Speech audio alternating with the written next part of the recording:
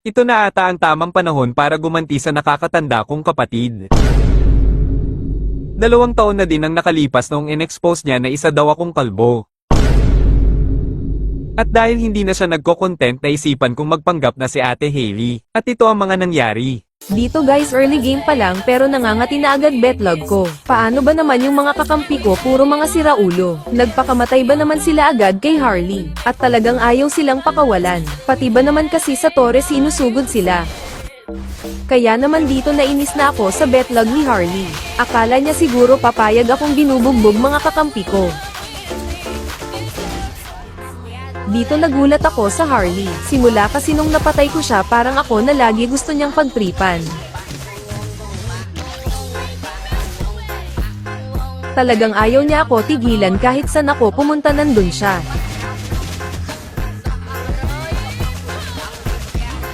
Dito nakakaramdam na ako ng labis na pagkainis. Kaya naman sinabi ko sa sarili ko na kapag nakita ko si Harley ay malilintikan siya sa akin. Kaso ito ang nangyari.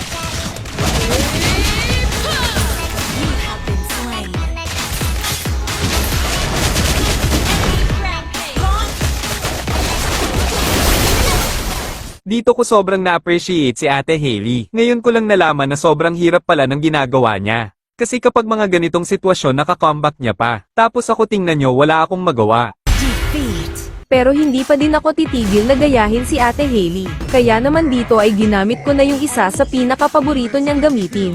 Walang iba kung hindi si Beatrix. Time and tide wait for no man. Kaya panoorin nyo kung paano ko dudurugin mga kalaban. Kakaumpisa pa nga lang ng game pero pinagtutulungan na nila ako agad. Siguro natatakot sila kasi Beatrix na gamit ko. Tapos dito tingnan nyo, sobrang tapang ng Bruno Perkit may kasama. Sa sobrang lalim nga niya ay nabugbog tuloy siya ng mga kakampi ko. Sa sobrang inis ko nga ay nagchat ako ng buti nga sa kanya. Pero dapat pala hindi muna ako nagchat. Tingnan nyo naman kasi ang ginawa sa akin ng Angela. Siguro magjowa sila ng Bruno.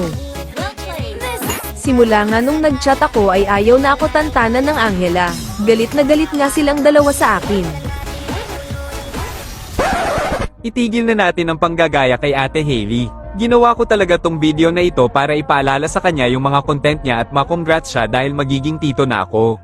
Sadya nga namang napakabilis ng panahon dahil parang dati lang ay nag-aasaran pa kami ni Ate Hailey. Pero alam nyo ba na lagi kong sinasabi sa kanya na isa siya sa pinakahinahangaan ko. Siya lang naman yung babaeng content creator na sobrang galing sa paggawa ng content. Kaya hindi na nakakapagtaka kung bakit sobrang dami niyang na-inspire at napasayang mga tao. Madami pa sana akong gustong sabihin kaso naalala ko na iyakin pala si ate. Hindi man na tayo nakakapaglaro pero asahan mo na palagi pa din kaming andito at sumusuporte sa'yo. Congrats ulit ate at sana sundan agad ng bayaw ko.